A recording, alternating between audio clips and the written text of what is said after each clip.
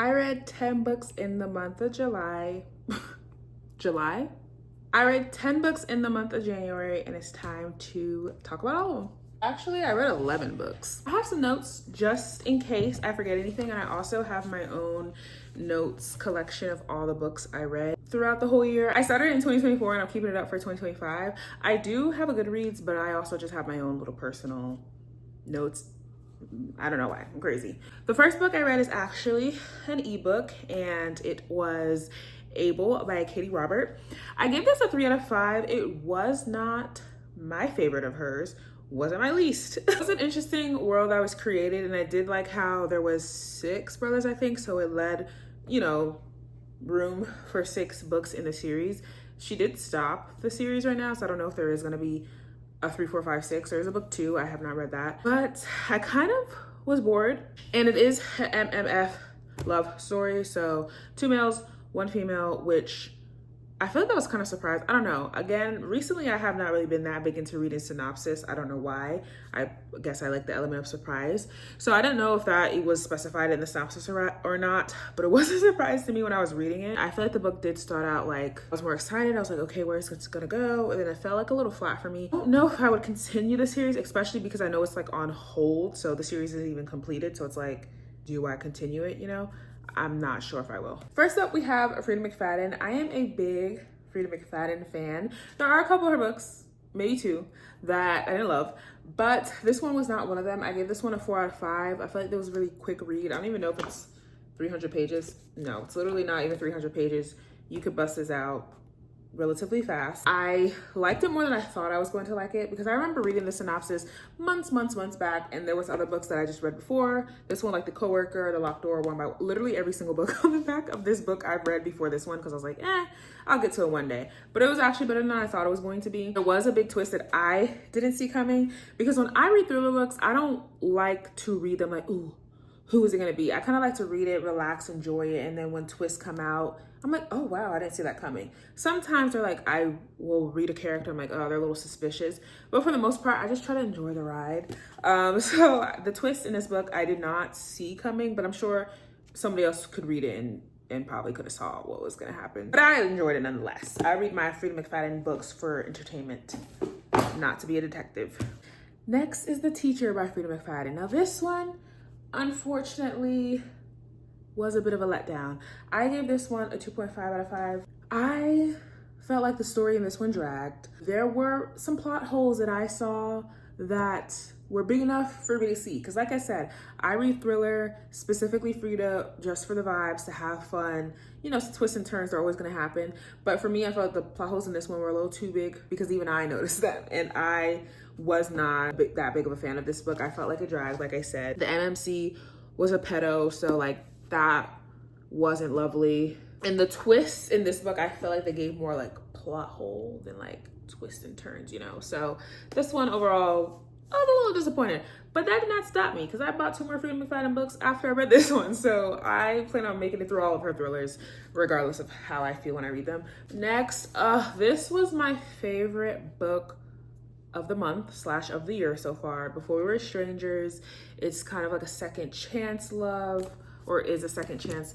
And honestly, I didn't really know that I would love second chance so much, but I think second chance might be like one of my favorite romance tropes. I feel like it was just a beautiful story. I love the plot. I love like the switching back and forth of the timelines. I used to not really like jumping timelines in books, but this one was done very well. I felt seamless, because sometimes when it goes to the past, I'm like, ugh, what's happening in the present? And then when I'm in the present, I'm like, ugh, what was the big argument or dispute that happened in the past? But I feel like the pacing of this one, the back and forth, was done perfectly. And when the ending happened, I said, there's no way that was the end. Like, I was literally ready to read more. Again, this book is pretty short. Like, it just breaks 200, so very quick and easy to get through, and I enjoy this. First book by this author. I definitely will check out more of her books. Then we have Yours Truly by Abby Jimenez. This is book 2 in the Part of Your World. Is it Part of Your World? Is that the name of the series, or is that just the name of book 1? I don't know.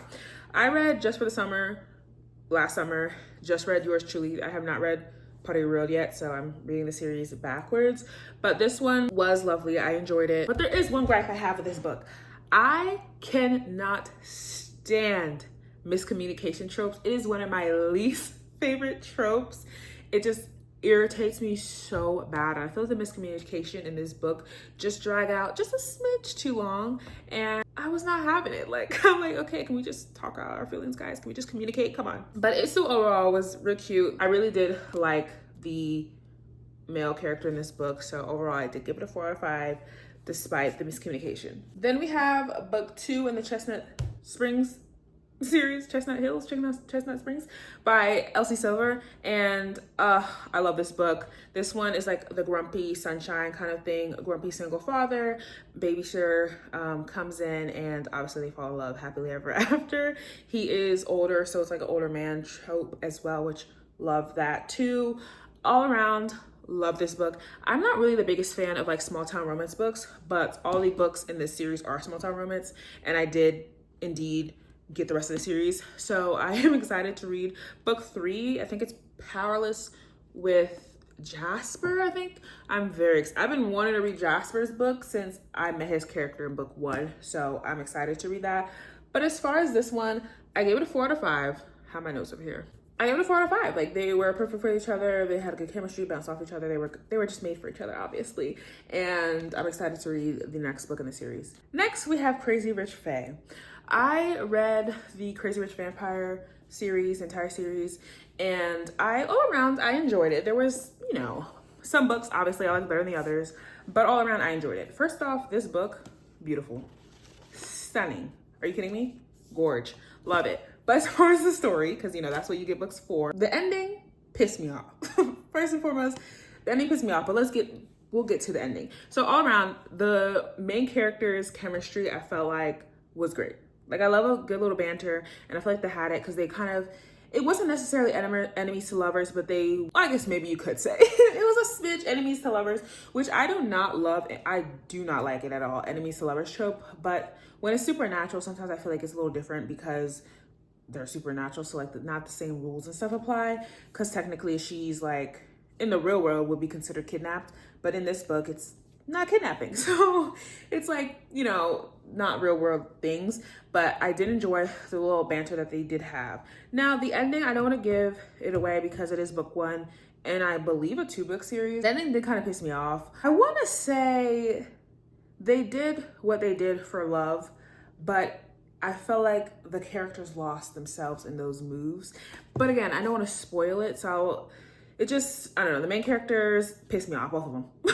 Both of them pissed me off. The ending was a cliffhanger that I did not quite see coming. I don't know, I gave it a 3 out of 5. I'm going to read the next one because I need to see what happens, but I wish the ending was different. Next, we have Keep Me by Sarah Kate. This one is a arranged marriage trope, which I love it. I love arranged marriages. I love I cannot speak. I love arranged marriages. I love forced proximity, all that stuff. It's like, okay, let's just, you know, let's get the romance story going. So I do love those tropes. That was in here. The MMMC was childish. He was pissing me off. I was like, sir, you're in your 30s acting like a teenager. What are we doing here? But I will say there was great character development throughout this book. It was definitely needed. Overall, it was like a cute romance. I feel like it's nothing, you know, that I would cry about, you know. It's a spicy romance, but there was healing that the main character the MMC had to go through, and he went through it, so I will give it that. It was good. Okay, it was good. I'll give it 4 out of 5. Loathe to Love You. Ali Hazelwood. I've only read one Ali Hazelwood book, and it was called Bride. I know a lot of her books were super popular, I think over like the last year or so on TikTok, and I have seen a lot of those books, but when I was reading those kind of contemporary romance books, I just weren't reading the ones from Ali. I don't know how on earth this happened, but these are 3 short stories and they're all enemies to lovers, and I do not like enemies to lovers, so I don't know how I missed that when I was buying the book. Maybe I guess I just wasn't reading the synopsis like I should have been. 3 short stories, and I struggled to get through this book. I stopped and read other books in between every story in this book because it was just so hard for me to get into it, because I don't know, I just was not feeling the enemies to lovers trope. I just don't like it, and that's completely on me, not really on the book. I will say the first story was roommates. First story was like cute, nerdy, very nerdy. I feel you have to have a certain level of intellect to read her books, because she likes to throw these big words in there, need to be smart, because sometimes I'm reading it and I'm like, whoa, is this a bit above my reading level? When I come across certain terminology, I'm like, whoa. Story 2 had a miscommunication trope, which you know how I feel about that. Didn't love, but it went by faster than the first book. And book 3, I think, was the best one. Even though I skimmed a portion of it, I did, I'm not gonna lie. It was, to me, the best story out of the 3. All around, I give this a 3 out of 5 because while I didn't enjoy it very much, I don't think it was because of the book. I think it was because of me. Pestilence, Pestilence, Pestilence. I've had this book on my bookshelf for over a year, and I finally decided, let's just start book 1, see if we like it, and we'll buy book 2, because I was going through the process of using a gift card. So I was like, let me see. I did not buy book 2. Spoiler alert, didn't buy book 2. Gave this book a 2 out of 5. I didn't like it. It was boring to me. I felt like it went on too long. The storyline was kind of repetitive. She was kidnapped by a horseman. Again, this kind of gives, it is enemies to lovers, but they're supernatural. She tried to kill the horseman. He's immortal, so he can't die. And then he ends up kidnapping her, and he is spreading the plague across the world, and he has her on his horse, like, throughout the whole story. I just thought that the storyline was just, it was the same setting. We're traveling on a horse, we stop at a house, we keep moving. We're traveling a horse, stop at, like, it just felt like it was very repetitive. Like, the romance in the book, I wasn't really feeling it. I felt like this book kind of would have been better if they were never together. Like, if it was just a supernatural fiction book instead of a romance book. It was just too long because the storyline was very repetitive. I felt like it was just too long. So all around, unfortunately, I didn't enjoy that. Last but not least, we have Hawk by Jessie Hall. I was super excited to read this book. There is another book by her that's really popular. I think it's called That Sick Love. And I heard a lot about that. Like, it's a really dark book, it's crazy. And I was like, okay, perfect. Well, I found an author, now let's find a book. And I read the synopsis about this. FMC and her boyfriend live in an apartment, and then the MMC moves in with them. And that's what this story is about. And I was like, oh, this sounds good. So let me pick this up and read it. It was not what I was expecting it to be. I thought it was gonna be a dark romance. It was not, in my opinion. I don't know if it's categorized as one, but to me, it wasn't really a dark romance. I didn't love how the MMC ended up cheating on her boyfriend with the MMC. But again, I knew that before I even started reading the book, so that's on me. I also felt like the character, specifically the MMC, let me just say his name because the MMC is kind of going crazy. I literally went through the book to look for his name when it's right here. Well, technically that's his last name, but whatever. Cameron, I feel like he was very dependent on, every time I finish a book, I just completely forget the people's names, and it's so bad. I don't remember her name. I literally can, Nicole, that's her name. I felt like Cameron was dependent on Nicole, like emotionally dependent, which to each their own. I wasn't super big fan of. I know people like love this book. They're like, oh my God, their love for each other is just so beautiful. It's just so real. It's just so whatever. And I just felt like it was a smidge too much. Like, I felt like he was just so hyper emotionally dependent on her. But anyway, that is just how I felt about the book. The storyline, the story itself, like, it was interesting. It kept my attention. Dare I say it was a smidge too long? Is my attention span just depleting? Because I said that for a lot of these books.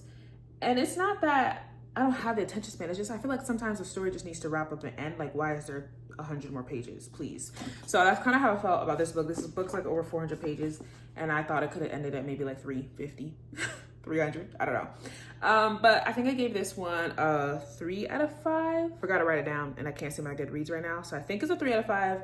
I enjoyed it. I still would read that other book by this author because it's super popular. But I definitely will be back with February Bookly recap. Bookly? Book recap.